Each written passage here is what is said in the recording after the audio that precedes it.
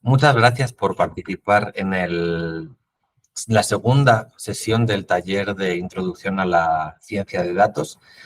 Este taller se imparte son unos contenidos que se imparten desde un laboratorio de investigación, Laboratorio de Biología Computacional y Diseño de Fármacos del Hospital Infantil de México, Federico Gómez. Pero como saben, es un taller perfectamente abierto, gratuito. Pueden invitar a cualquier persona a participar en él de manera virtual o de manera presencial. Ok. En esta ocasión, la sesión de hoy, vamos a empezar ya. La sesión anterior estaba más dedicada a aprender sobre una serie de herramientas computacionales que pueden ser útiles en el desempeño de, por ejemplo, la tarea de realizar ciencia de datos o en el desempeño de realizar trabajo computacional. Y ahora sí vamos a entrar un poco más en materia de qué es la ciencia de datos, cómo vamos a trabajar y qué vamos a estar viendo. El taller es un taller, es decir, requiere de la participación continua de los participantes. No es una sesión o no son unas clases donde nosotros vayamos a impartir o vayamos a comunicar una información y el participante únicamente tiene que escuchar, ver o recibirla. O sea, se trata de que si ustedes quieren aprender, por ejemplo, a tocar la guitarra, pues no van a aprender a tocar la guitarra si no se ponen a tocar la guitarra, por mucho que nosotros les podamos contar cómo se toca, ¿verdad? Entonces, como saben, hay una sesión de lunes a lunes en la que, como ahora, discutiremos una serie de cosas, pero es una guía, son unos elementos que nosotros proporcionamos para que ustedes a lo largo de la semana, tomando como pretexto la resolución de unos retos y el dar respuesta a unas preguntas que dejaremos como tarea, pues jueguen con estas herramientas. Si no las conocen, vayan aprendiendo, tengan la oportunidad de profundizar y vayamos avanzando en los contenidos del taller un poco de la mano. Nosotros podemos dar tutoría las 24 horas del día, los 7 días de la semana, es decir, existen las herramientas, como veremos, para que puedan comunicar cuáles son los problemas que van encontrando o cómo los podemos apoyar. Y digamos que esa es la idea. Vamos entonces a entrar con la presentación de qué es la ciencia de datos o por qué la ciencia de datos.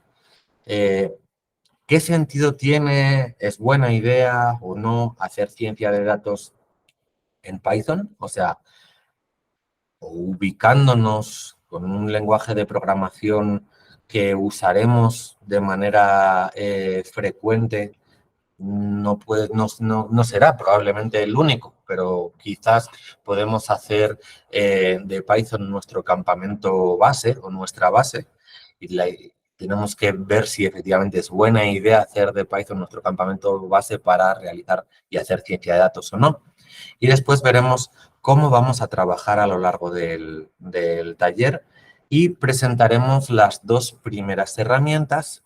Si no las conocen, son dos librerías de Python, una es NumPy y la otra es Matplotlib, que usaremos como primeras herramientas, además del lenguaje Python, para comenzar a resolver los tres primeros retos de la semana.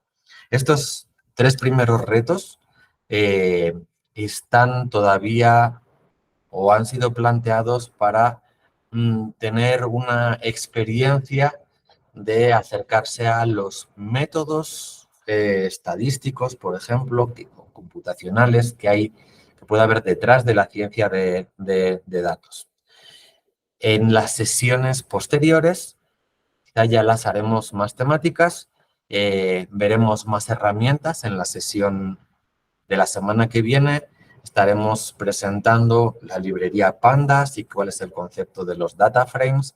estaremos presentando la librería para visualizar y analizar datos de una manera muy cómoda. Se llama Seaborn, y la librería Scikit-learn. Y la temática de la semana que viene serán los algoritmos de clustering. Más adelante veremos temas como, por ejemplo, análisis de series temporales o análisis de problemas multidimensionales, o como se dice en ciencia de datos, pues multivariable, análisis de componentes principales, multidimensional scaling y cosas que iremos avanzando semana a semana. Entonces, ¿qué es la ciencia de datos? No es tan sencillo de definir, sobre todo, como veremos, para personas que podamos tener más de 20 años, pero pues la ciencia de datos se ha convertido recientemente en una disciplina científica. Hay quien dice que incluso, hay quienes teorizan que puede ser incluso el cuarto campo o la cuarta definición de aproximación científica. Estaría la aproximación empírica o la ciencia teórica, la ciencia computacional, y se escapa un poco a esa clasificación la ciencia de datos. Actualmente, como decíamos, ya es una disciplina. Hay incluso un campo de trabajo en la investigación en la cual se dedican a estudiar la ciencia de datos per se, metodológicamente, no su aplicación, y podríamos definirla como la ciencia que consiste en extraer datos o clasificar los datos de los que disponemos, cribar, limpiar esos datos, analizarlos, y para ello tenemos que aplicar, por ejemplo, métodos estadísticos, métodos computacionales o numéricos. Tenemos que muchas veces hacer ingeniería de software para sistematizar el análisis, para clasificar los datos, para comunicar los datos entre distintas máquinas, y todo esto para intentar sacar, inferir información que pueda ser útil en la toma de decisiones. En la toma de decisiones, que puede ser en un proyecto, digamos, de relevancia social, o puede ser un proyecto de relevancia científica en otro ámbito, ¿sí? ¿De dónde nace la ciencia de datos?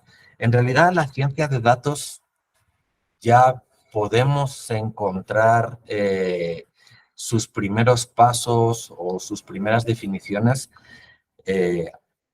hace 50 años. Ya en los 70, científicos que se dedicaban a la estadística empezaban a tener evidencias de que quizá cuando se hacían análisis estadísticos de datos, digamos, reales que podíamos recoger en la vida diaria, ya no estábamos tratando de inferir de lo particular lo general, sino que estábamos estudiando un sistema que se comunica con nosotros a través de esos datos, y estamos observando un comportamiento colectivo a través de esos datos, y sistematizar su análisis empezaba a ser algo que escapaba a las clases de matemáticas, estadística y física. Con el desarrollo de las computadoras sucede dos cosas. Por un lado, se sistematiza, se democratiza el uso de computadoras como herramientas de análisis numérico, se incrementa la cantidad de herramientas y algoritmos y conocimiento en ese sentido para hacer análisis de datos sistemático, y más tarde lo que llamamos de datos masivos. Y por otro lado, los datos de los que empezamos a disponer para poder ser analizados y para poder extraer información y poder tomar decisiones son muchísimos, muchísimos más. Los primeros journals, las primeras publicaciones científicas y congresos, digamos, en los que se empieza a mencionar el término data science o ciencia de datos, surgen a finales de los 90, en el año 96 quizá es el primer, o así aparece recogido, es el primer congreso donde alguien da una charla y menciona el concepto ciencia de datos, y no es hasta el año 2002, 2004, cuando empiezan a aparecer las primeras revistas en las que investigadores que ya se están dedicando al trabajo exclusivamente a darle forma a lo que hoy conocemos como la ciencia de datos, ya publican sus trabajos, ¿no? Y son revistas científicas exclusivas para ciencia de datos. No tienen más de 20 años esas revistas. Así que es un ámbito científico de los más nuevos. No podemos encontrar artículos científicos que nos hablen de la ciencia de datos o de cómo hacer ciencia de datos de más de 20 años, ¿sí? Es cierto que la ciencia de datos nace como un híbrido de varias disciplinas. Disciplinas como la estadística y las matemáticas, la teoría de la información, la física de sistemas complejos, la ingeniería en computación o el cómputo, los métodos numéricos, y por lo mismo se ha convertido en un ámbito completamente multidisciplinar.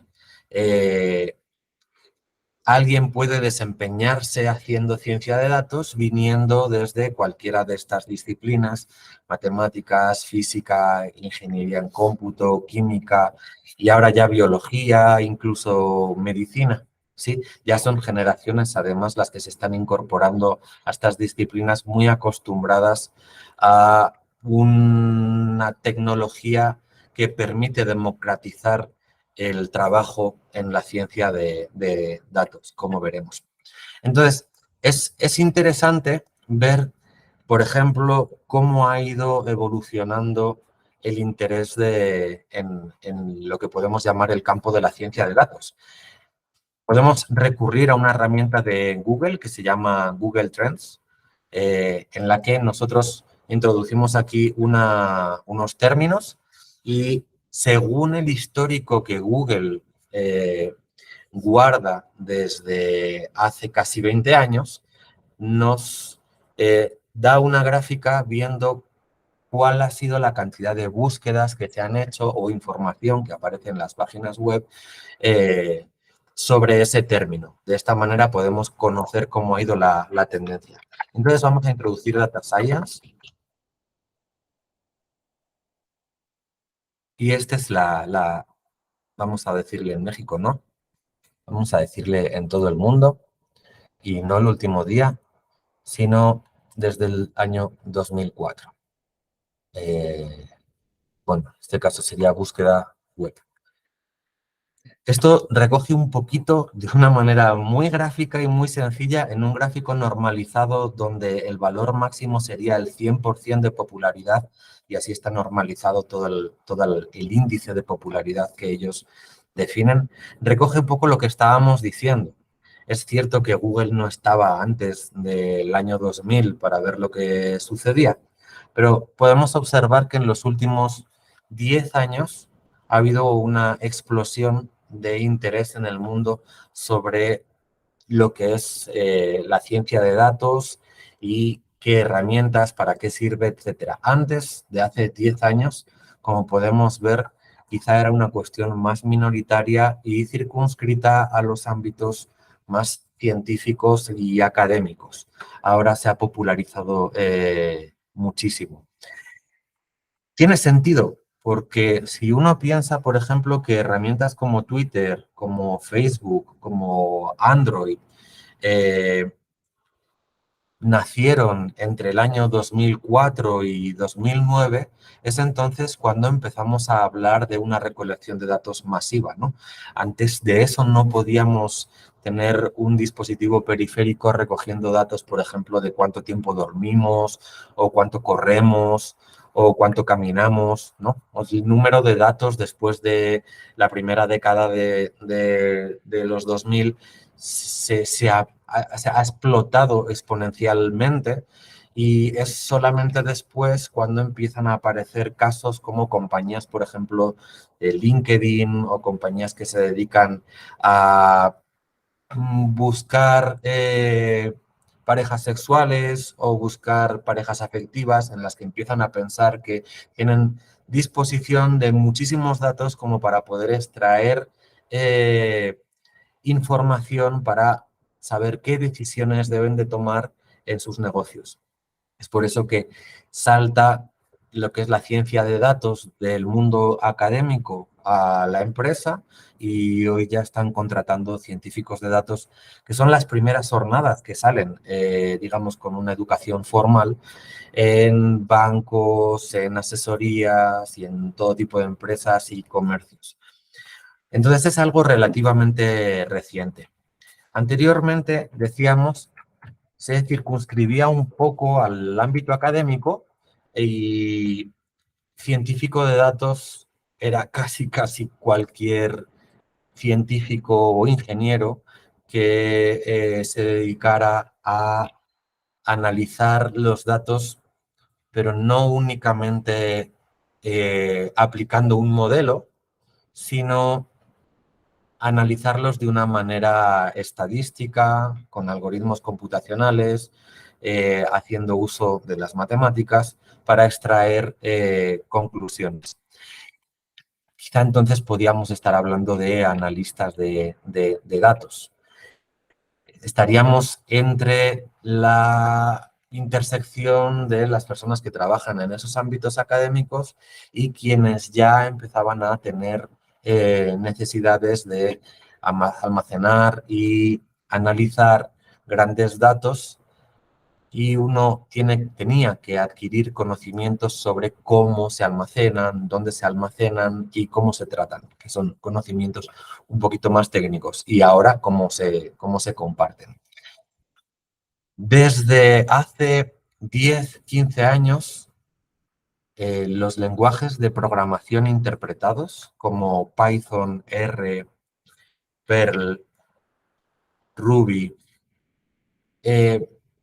y no los lenguajes, digamos, de cómputo intensivo, que son los que estábamos manejando décadas anteriores, como podían ser C o Fortran, popularizan, democratizan lo que es el desarrollo de herramientas computacionales. Antes, programar una herramienta computacional para una cuestión científica era algo arduo y requería mucho tiempo. Incluso requería ir a la biblioteca y sacar unos libros que eran libros de recetas numéricas para ver cómo se diagonalizaba una matriz, etc.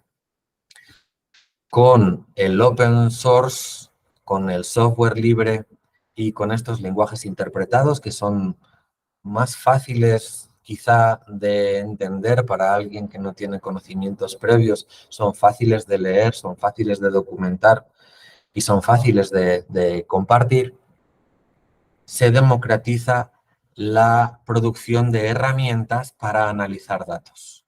Entonces aparece ya un perfil de científico que ya no es solo capaz de aplicar su cultura matemática, estadística y computacional, numérica, de algoritmos para analizar datos, no solamente es hábil a la hora de manejar los datos en distintos formatos y distintas tecnologías, sino que además es capaz de resolver sus propios problemas usando herramientas que son de libre disposición y de código abierto, sino que las puede generar otras nuevas o puede adaptar a sus necesidades las que existen, porque estamos hablando de código abierto. Entonces, dicho esto, ya estamos llegando a una buena conclusión. Python es un lenguaje interpretado que usan millones de personas. Quizá sería bueno que echáramos, por ejemplo, un, un ojo a cuáles son los rankings de los lenguajes de programación más populares ahora mismo. Hay varias alternativas. Este índice solamente es uno de ellos. Lo tomo porque es un índice actualizado y los últimos datos son de mayo de 2023. Y según cómo consultan y la metodología que TIOBE usa, Python sería el lenguaje más de programación más popular y además todavía sigue creciendo. No es el que más crece, pero es, o sea, es el más popular por muy poquito según su índice. C está a un nivel muy parecido. Sabemos que C requiere un poco más de conocimientos de cómputo, requeriría la curva de aprendizaje quizá para empezar a hacer cosas con C es un poquito más inclinada al principio. Python es un poco más amable, pero bueno, es normal que estén de la mano. Python está basado en C. Entonces, es un buen sitio en el que ubicarse para comenzar a hacer ciencia de datos. Sí, parece un muy buen sitio. Hay millones de usuarios, hay muchísimas herramientas que están siendo no solamente generadas, sino usadas y testeadas, modificadas, documentadas. Entonces, comenzar con Python y no tiene uno por qué comprar un lenguaje de programación y solamente ceñirse a él, pero contar o comenzar con Python o contar con el lenguaje Python dentro de los lenguajes que uno maneja puede ser muy ventajoso, da acceso a una comunidad muy grande de científicos y a sus herramientas. ¿Cómo vamos a trabajar a lo largo del taller? A lo largo del taller, en estas sesiones vamos a compartir o a comunicar o a interaccionar con los participantes para, para guiar un poco el proceso de la introducción en esto de qué es la ciencia de datos y qué herramientas manejamos y cómo son. Pero tienen que, de viernes a viernes, perdón, tienen que realizar unas pruebas, tienen que intentar analizar datos y manejar esas herramientas que estamos presentando. ¿Cómo lo vamos a hacer? Lo vamos a hacer a través de Jupyter Notebooks. Los Jupyter Notebooks es un formato de fichero ideal para trabajar de esta manera, hacer trabajo computacional y compartir el relato de lo que estamos haciendo, que no tienen muchos años. Jupyter Lab como plataforma de manejo de estos formatos de ficheros eh, probablemente tiene alrededor de 5 años. El concepto de notebook, anteriormente no existía Jupyter Lab, Jupyter había creado algo que se llamaba Jupyter Notebook, tiene más años, pero quizá no más de 15 años. ¿Qué es Jupyter Lab?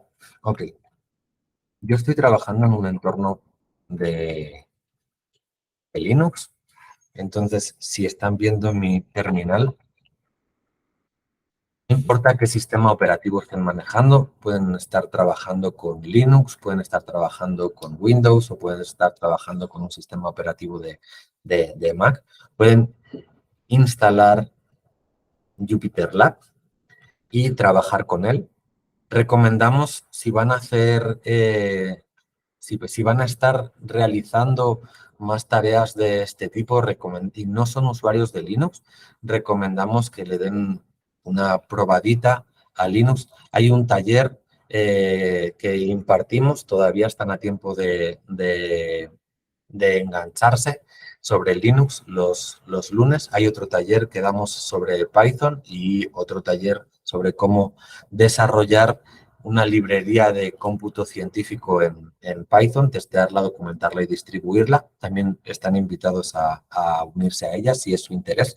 Entonces, decía, les recomendamos que prueben Linux como su sistema operativo de trabajo porque la verdad es muy eficiente y muy cómodo. Entonces, yo estoy en Linux, tengo un entorno creado con Conda.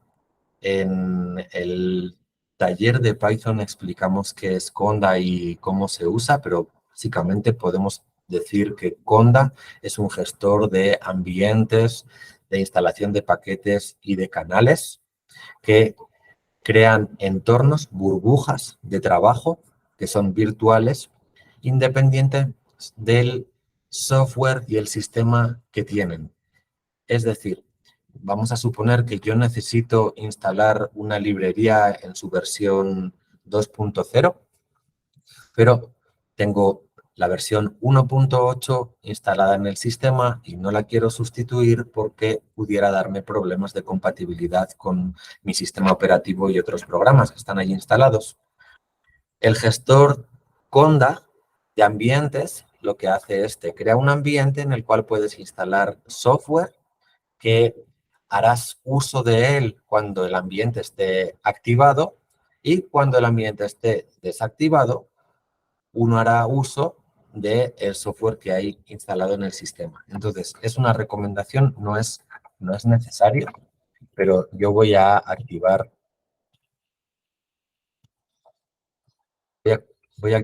un entorno virtual con Conda.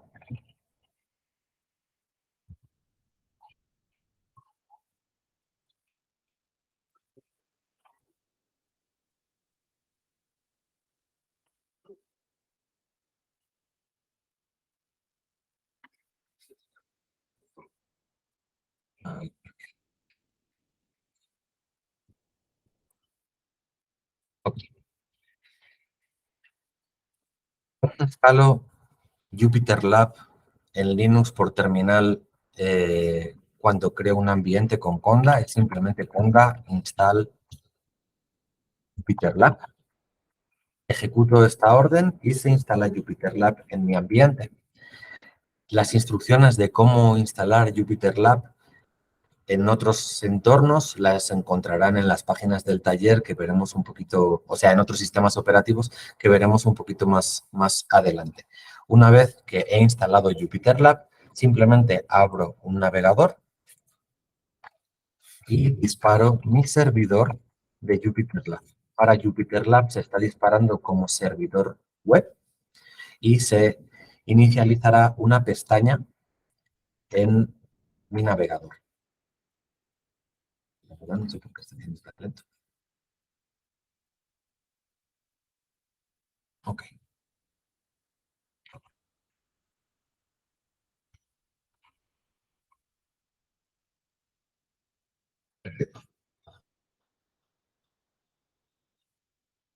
Si no tienen conocimiento de qué es Jupyter Lab y es la primera vez que lo ven, Jupyter Lab es la plataforma a través del navegador con la que interaccionaremos con los notebooks.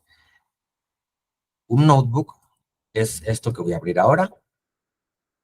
Es un formato en celdas donde puedo construir un relato mezclando texto y comentarios con código y puedo ver la salida del código. O sea, por ejemplo, encontrarán en la web del taller documentación también sobre qué es el lenguaje Markdown. El lenguaje Markdown es un lenguaje de marcado de texto. Sobre esto hablamos en la sesión anterior también. Pueden revisar los vídeos en la plataforma de YouTube. Entonces, declaro que la primera celda está en lenguaje Markdown para texto y voy a poner un título. Esta es la primera celda. Aquí puedo poner ítems. Y esta es la visualización que se hace del lenguaje Markdown, del texto en Markdown renderizado, visualizado. Como decía, puedo introducir código. Puedo hacer, por ejemplo, en este caso en Python. Python 3, A igual a 3, B igual a 4 y puedo sacar por pantalla cuánto es A más B. Entonces, estamos mezclando comentarios, podemos estar aquí expresando en texto cuál es la intención de nuestro experimento computacional o de nuestro análisis y estamos poniendo aquí directamente cuál es el código y estamos ejecutándolo. El notebook tiene una virtud y es que a pesar de que lo estamos leyendo de arriba a abajo, como se lee como leemos un texto, lo podemos desordenar. Puedo ir a la celda 2 y decirle que B no vale 4, vale 10, la ejecuto. Como ven, aquí aparece un 4 porque es la cuarta celda en el histórico en ejecutarse. Sabe el kernel del notebook que A vale 3 porque es la primera celda y podemos volver a ejecutar A más B y actualizar la celda. En ese caso, podemos desordenar la ejecución de la historia a nuestra conveniencia. Los retos que plantearemos a lo largo de la semana estarán en este formato para que ustedes puedan clonar el repositorio que veremos de GitHub y en lo que se llama un fork, hacer un fork, tendrán ustedes su propia copia del repositorio, tendrán que descargar su clon local en su computadora y resolver el reto para después subir su resolución a su repositorio forkeado en GitHub y compartir con el resto de participantes y o con nosotros cuál ha sido el abordaje que han hecho para poder realizar resolver ese reto. No se preocupen, si ustedes tienen problemas para llevar a cabo esta dinámica, nosotros los podemos apoyar y los podemos ayudar en cualquier momento. Se comunican con nosotros a través de los ISUs del repositorio, como veremos después, y los auxiliamos. Si no consiguen instalar Jupyter Lab o no lo tienen en su máquina, existe una segunda opción. Podemos trabajar con Google Colab. Google Colab es un servidor remoto. Vamos a buscar Google Colab. Que pone Google, la cual nosotros podemos crear notebooks de Jupyter y podemos ejecutarlos en ese servidor remoto. Sería como una especie de Jupyter puesto por Google, que llama Colab, al cual cualquiera puede acceder con una conexión a Internet y un navegador. Vamos a crear en este caso un nuevo notebook, pero pueden guardar notebooks en su Google Drive si es que tienen. Pueden conectar Google Colab con su repositorio de GitHub para cargar automáticamente de sus repositorios de GitHub sus notebooks y su código, o pueden simplemente elegir subir un notebook que tengan en la computadora. En este caso vamos a crear como ejemplo un nuevo notebook y el formato es muy similar al que ofrece Jupyter Lab si lo instalan localmente. Pueden elegir hacer una celda de texto en Markdown,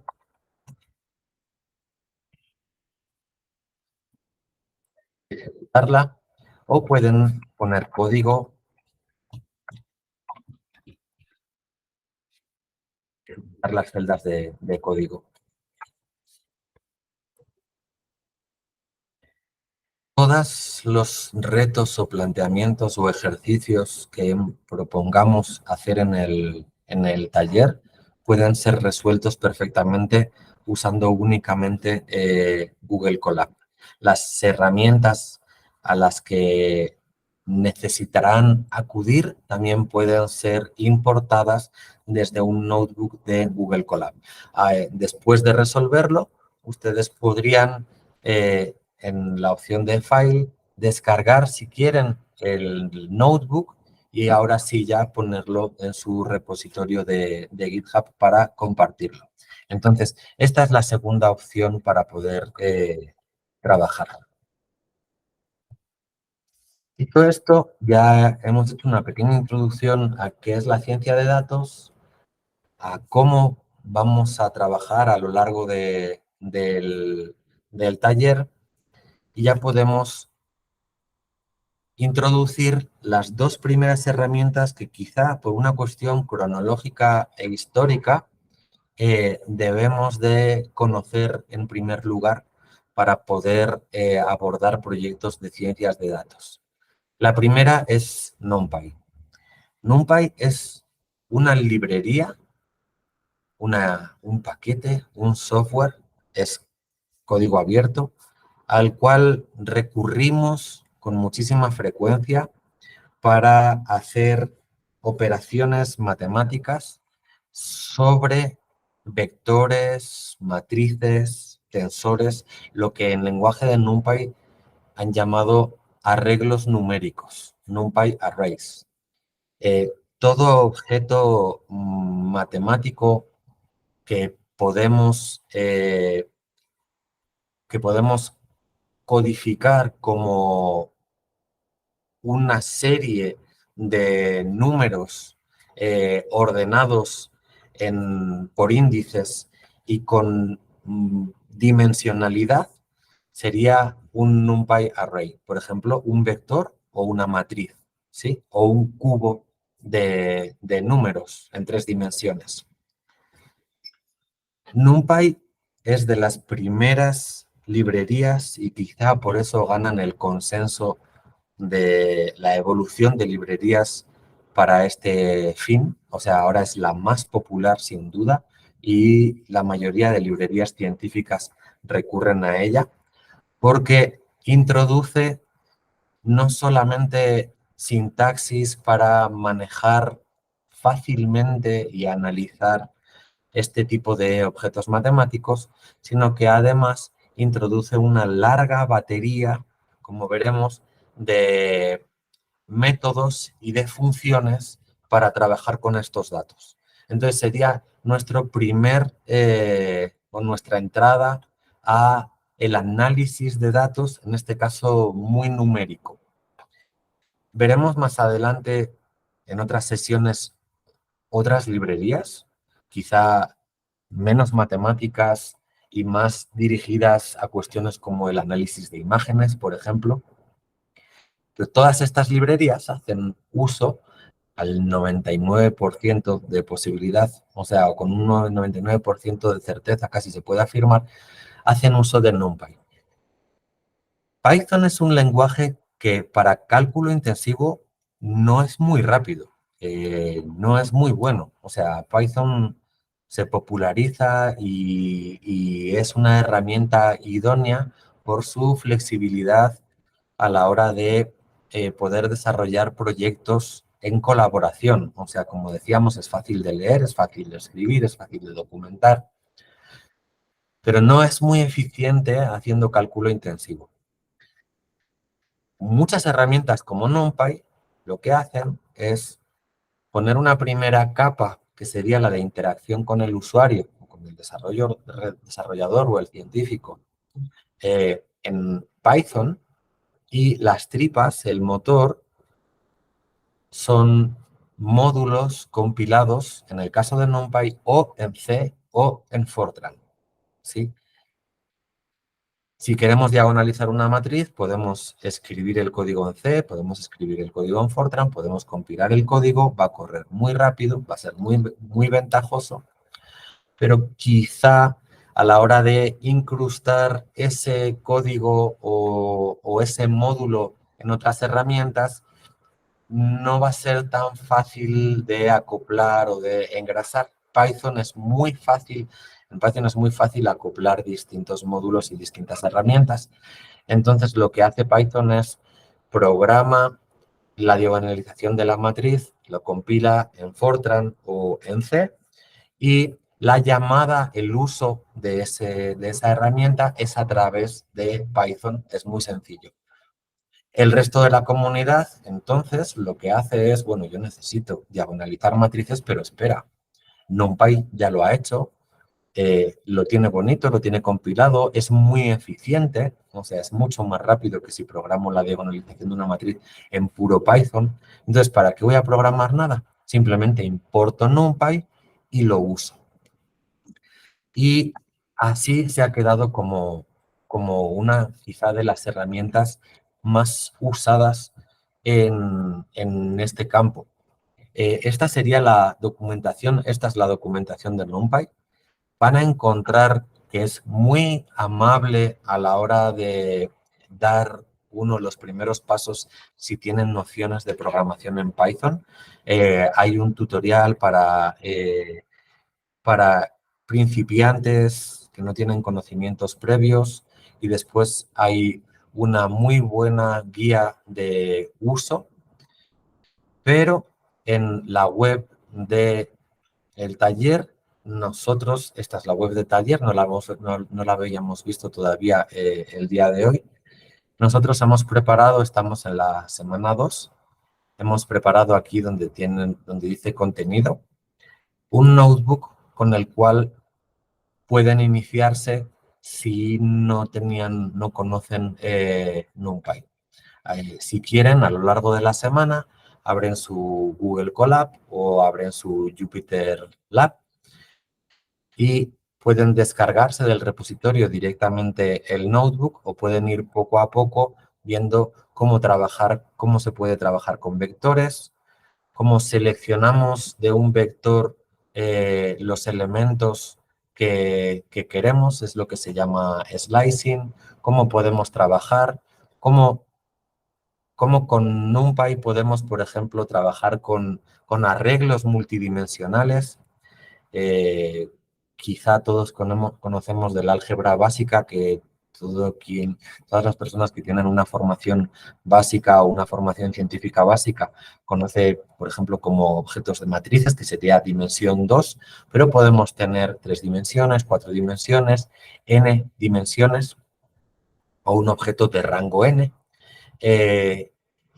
Y tenemos también ejemplos en este tutorial de cómo podemos operar, hacer álgebra lineal con estos objetos nativos de NumPy, cómo podemos acceder, por ejemplo, a diagonalizar una matriz, a calcular la traspuesta de una matriz o a ver dónde está ubicado el valor máximo de mi arreglo numérico o cuál es el mínimo o, por ejemplo, cuáles son aquellos valores que son mayores de un valor dado, ¿ok?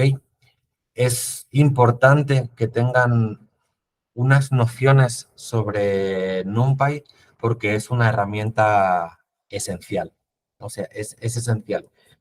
La segunda herramienta, quizás, si seguimos este discurso histórico cronológico, sería Matplotlib. Matplotlib viene a ser el estándar, ni mucho menos la única herramienta, tampoco la más atractiva ni la más bonita, pero quizás sí es el estándar y una de las primeras de las librerías que sirven para la visualización de datos.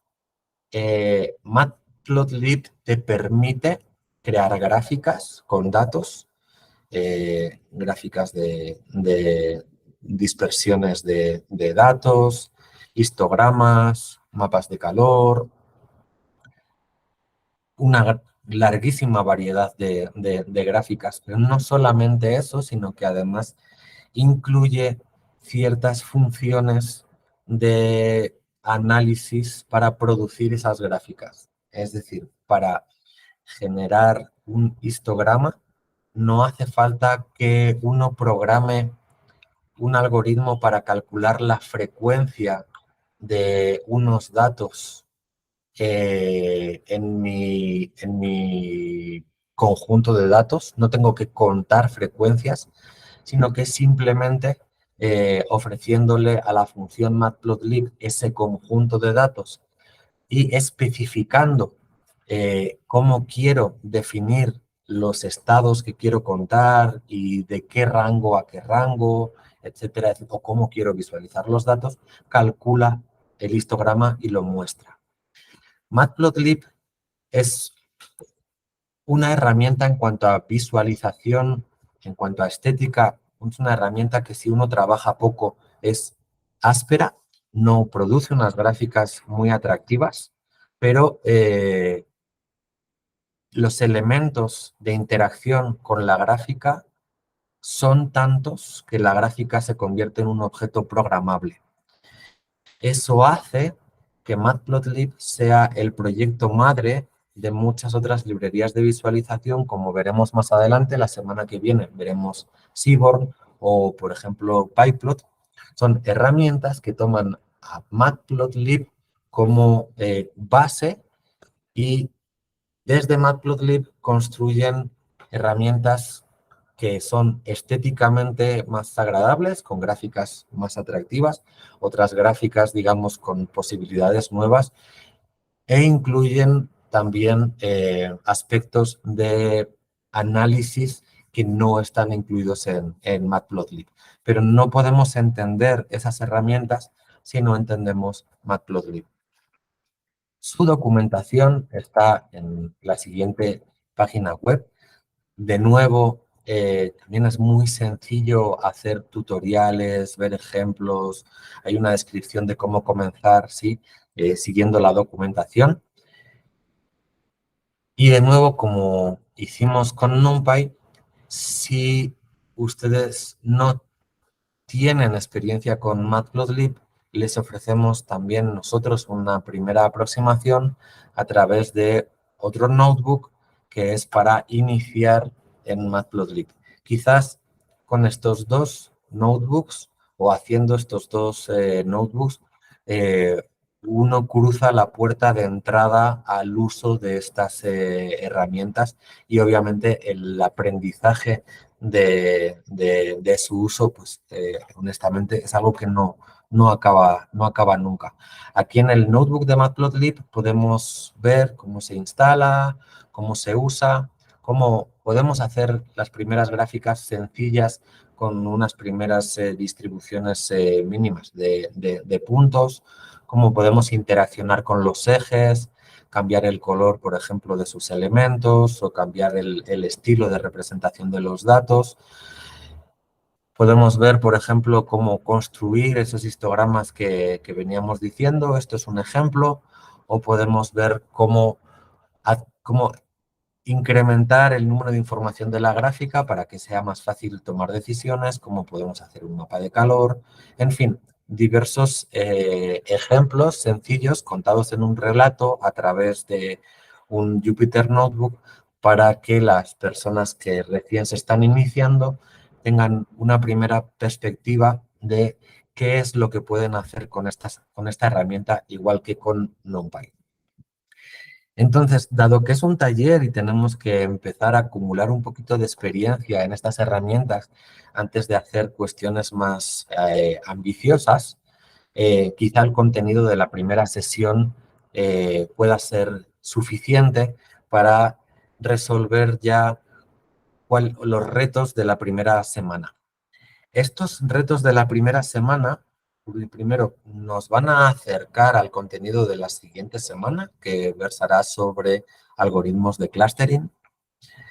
Y segundo, nos da un poquito de sensación, o como se dice en inglés, de feeling, sobre qué es lo que yo me voy a ahorrar de trabajo con todas las herramientas que veremos después.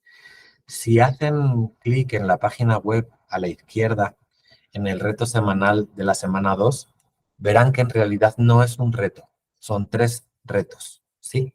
Tienen que intentar hacerlos, no es lo relevante el éxito que puedan tener a la hora de resolverlos, sino lo que pueden aprender intentándolo. El primer reto consiste en hacer su propio algoritmo para ordenar números enteros en Python. No, o sea, si buscan en Internet, obviamente van a encontrar muchos algoritmos ya precocinados, incluidos en distintas herramientas para ordenar una serie o para ordenar, por ejemplo, en este caso, una serie de números enteros. No se trata de que los usen, se trata de que ustedes hagan el intento de hacer su algoritmo de Python para ordenar, en este caso, una lista de 10 a la 7 números enteros positivos. Esta lista de 10 a la 7 números enteros positivos tiene además otra constraint, otra condición. Serán números aleatorios en el rango entre 0, el 0 se lo pueden encontrar, y 10 a la 8. Pero 10 a la 8 no está incluido. O sea, es decir, 9.999 por 10 a la 7. No tienen ningún tipo de condicionamiento a la hora de pensar en cuál es el algoritmo que van a usar en cuanto a qué recursos deben usar. Pues de los que tengan en la computadora pueden usar toda la memoria que tengan, si son capaces de distribuir el cálculo, pues usar más de una CPU. Aquí la cuestión es que en su primer intento consigan hacer algo mínimamente eficiente. Entonces, para el primer reto, o entretenimiento, eh, estamos dando unas celdas donde, haciendo uso de la librería NumPy, vamos a generar esos 10 a la 7 números entre 0 y 10 a la 8 y los vamos a almacenar en un arreglo de números, en un vector. Esta es la lista de números que ustedes deben de ordenar. Y esta lista tiene esta forma, que aparecen los 3 primeros números de la lista y los 3 últimos. Como vemos, son aleatorios.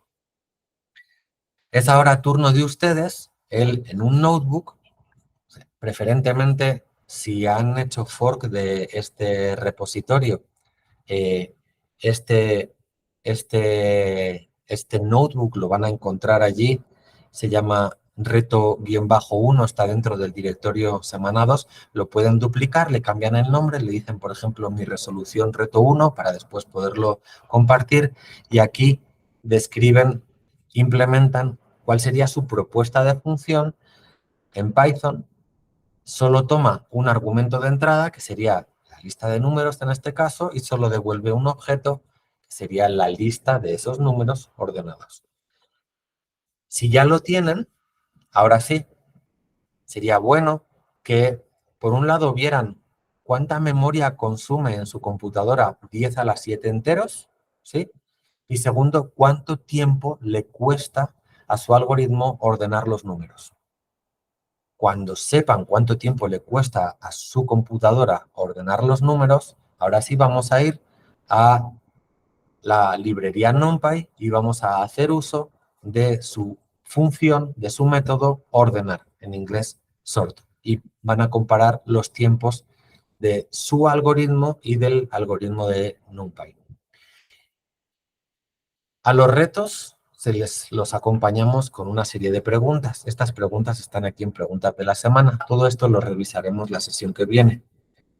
En las preguntas de la semana hay unas preguntas que están un poco relacionadas con este reto porque nos da pie a hablar de un poco mínimamente, para tener un poquito de cultura, de qué es un generador de números aleatorios y cómo funciona.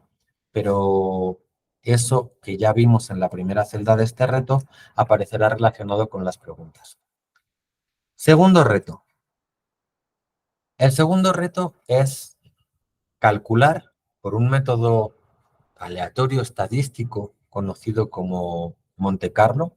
Bueno, ahora los métodos Monte Carlo digamos que serían una familia de métodos, pero bueno, llamamos método Monte Carlo a todo aquel método numérico que se basa o tiene tiene como corazón un generador de números aleatorios. Para entender lo que es un Monte Carlo, podemos resolver este reto. Este reto consiste en lo siguiente. Imaginemos un cuadrado una forma geométrica cuadrada en el espacio plano bidimensional y de lado 1 por 1. Lanzamos números aleatorios al cuadrado con una distribución uniforme. Esos números aleatorios serán pares de números aleatorios, XY, donde X está entre 0 y 1, puede ser 0, pero será menor que 1 y lo mismo le sucede a Y, a Y. O sea, lanzo dardos aleatoriamente al interior de ese cuadrado. Puedo preguntarme cuál es la probabilidad de que un dardo lanzado al azar esté a una distancia menor o igual que 1 del origen de coordenadas. Y puedo realizar un experimento computacional para contestar esa pregunta. Puedo lanzar n dardos, es decir, generar n números aleatorios, n pares de números XY aleatorios, n puntos, y calcular de esos n cuántos se encuentran a una distancia menor o igual que 1 del origen de coordenadas. Digamos que esa cantidad la voy a llamar Q minúscula. La probabilidad, si n es lo suficientemente largo, la probabilidad de que un dardo cualquiera haya caído en esa región del cuadrado será Q dividido n. Ahora bien, nosotros podemos calcular, sabemos calcular esa probabilidad teóricamente. No será más que el área de la región que estoy contando, en este caso es un cuarto de circunferencia de círculo, perdón. Entonces su radio será un cuarto de pi, su área será un cuarto de pi r cuadrado, dividido el área del círculo, que será r al cuadrado, siendo que r vale 1 y es el lado del cuadrado. Entonces, el área del cuarto de círculo dividido por el área del cuadrado, que es 1, no es otra cosa más que un cuarto de pi. Es decir, que la probabilidad teórica de que un dardo caiga en esa región del espacio es un cuarto de pi. Igualando la probabilidad que yo puedo extraer de un experimento aleatorio computacional con la probabilidad teórica, sabemos que pi será 4 veces el número de dardos que caigan a una distancia menor o igual que 1 del origen de coordenada, dividido el número total de dardos lanzados. De esta manera, podemos calcular cuánto vale pi. O, dicho de otra manera, o sea, esto sería un Monte Carlo. Basados en un generador de números aleatorios, vamos a calcular, sampleando aleatoriamente, cuál es el valor de la integral de una función. ¿Sí? El reto es que lo intenten, que hagan, por ejemplo, generen 100 números aleatorios basados un poco en lo que aprendieron del generador de números aleatorios anterior, del reto anterior, y miren a ver cuál es el valor de pi que obtienen y luego puedan representar gráficamente con Matplotlib cómo converge el valor de pi a medida que voy incrementando el sampleo estadístico, a medida que voy incrementando el valor del número de puntos aleatorios que arrojo sobre el cuadrado. Ese sería el segundo reto. Ahora vamos con el tercero.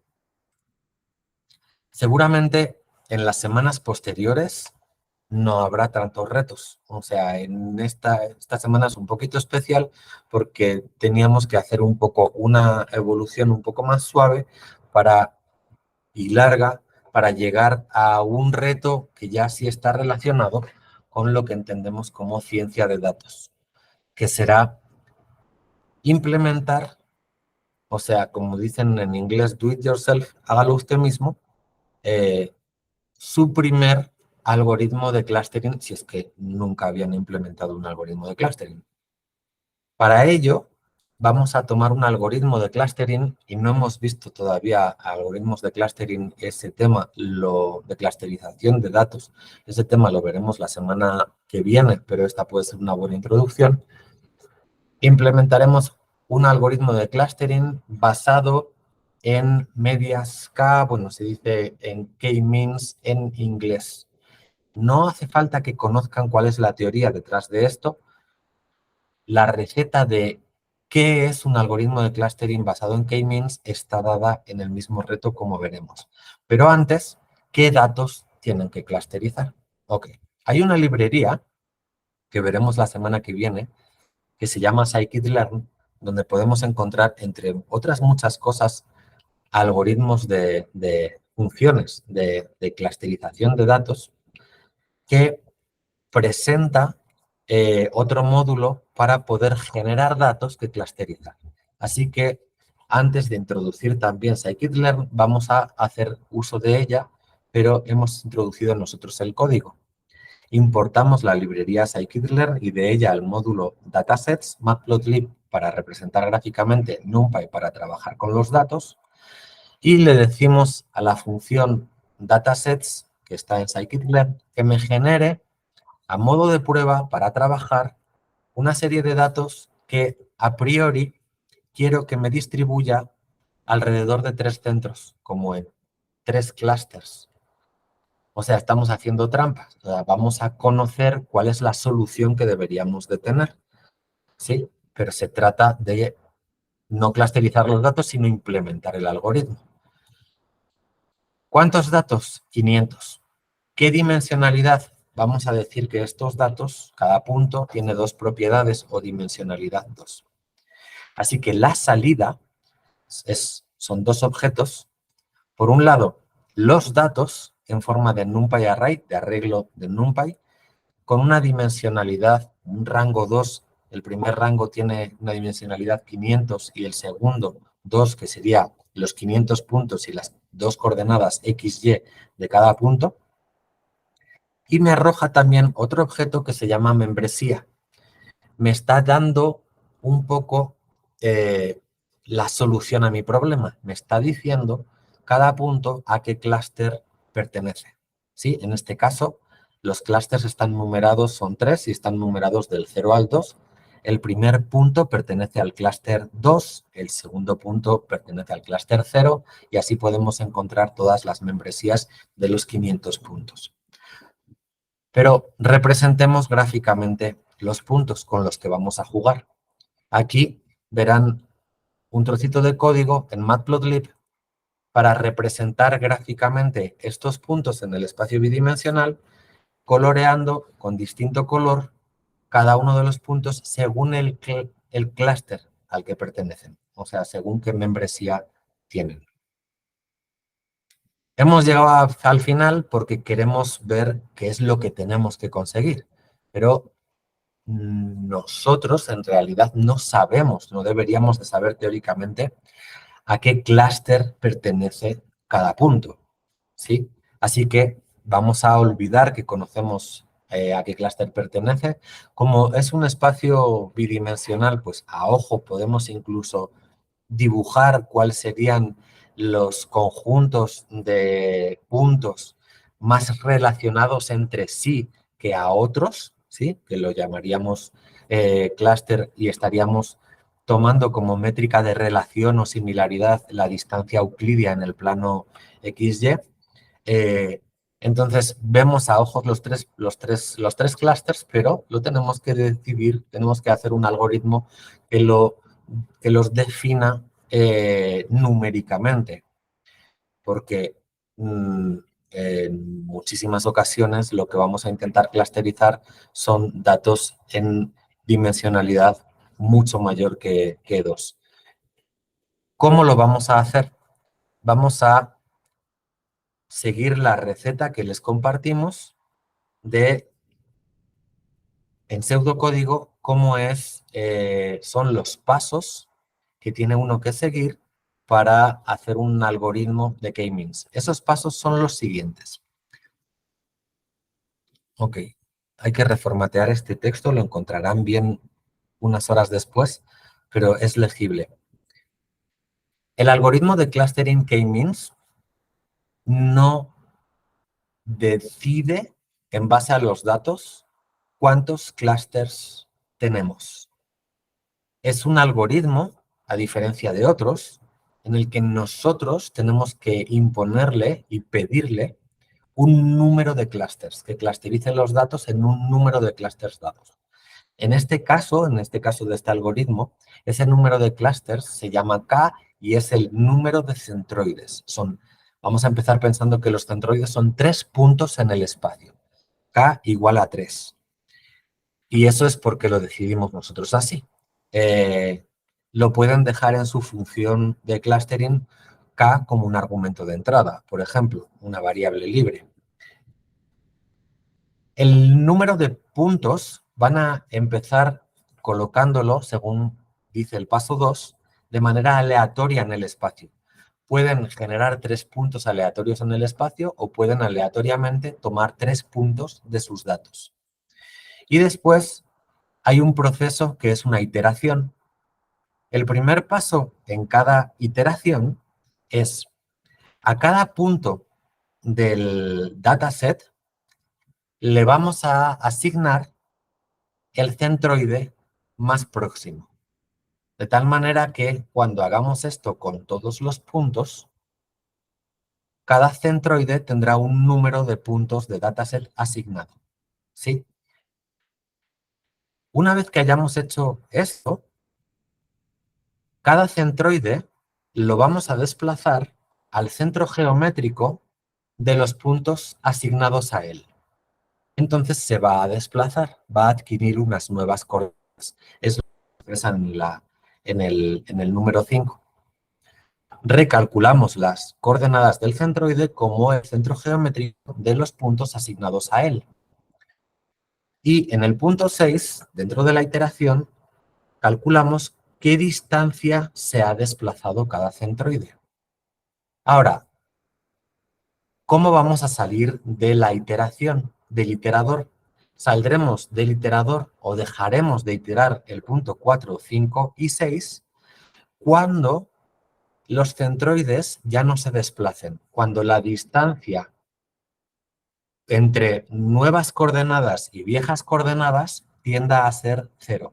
Y ahí ustedes elegirán lo que significa tender a ser 0. En ese momento, el iterador, salimos del iterador, el iterador acaba, e identificamos los 3 clústeres como los 3 conjuntos de puntos asignados a cada uno de los 3 centroides. Y tendremos nuestro primer algoritmo de clustering, que nos da paso a abordar el contenido de la siguiente semana.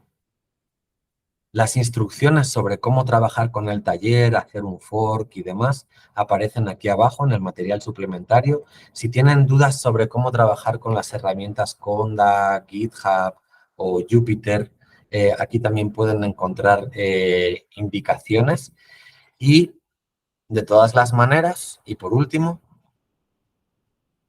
el taller tiene toda su documentación compartida de manera pública con una licencia de Creative Commons para que pueda ser copiada, usada, modificada, distribuida libremente en un repositorio de GitHub. Podemos acceder al repositorio aquí y aquí vemos toda la información fuente, todos los ficheros para construir esta web y esta documentación, incluidos, si vamos a la semana 2, los 3 retos. Aquí es donde podrán, si quieren, descargarse el notebook para subirlo, si es el caso, a Google Colab y jugar con él e intentar resolverlo. No solamente tienen la información, sino que además es un área de interacción. Principalmente gracias a lo que es la tabla de problemas o issues, que las encontramos aquí, donde dice issues. Aquí pueden abrir, si tienen problemas, un issue, una comunicación, diciendo pues, cualquier tipo de problemas, le dan al botón verde, no consigo instalar Jupyter Lab o tengo un problema con el generador de números aleatorios de NumPy. Nos lo comunican y nosotros aquí mismo contestamos y llevamos una discusión que será registrada y que además también dará información y contribuirá a que los participantes de ediciones posteriores encuentren pues registro de resolución de problemas, dudas o sugerencias. Entonces, dicho esto, ya solo nos queda darles las gracias por, si están viendo esta sesión virtualmente, por seguir el taller virtualmente, y a quienes están participando presencialmente, darles las gracias por participar, y esperamos que quede un poco claro cuál es el objetivo de esta segunda semana, pero primera en cuanto a ya ciencia de datos, y desearles suerte en la resolución de las preguntas y de los retos. Entonces, sin más, ya nos vamos a despedir de quien nos está viendo virtualmente, detenemos la grabación para poder comentar ya en privado con las personas que están atendiendo presencialmente cuáles son las dudas que puedan tener.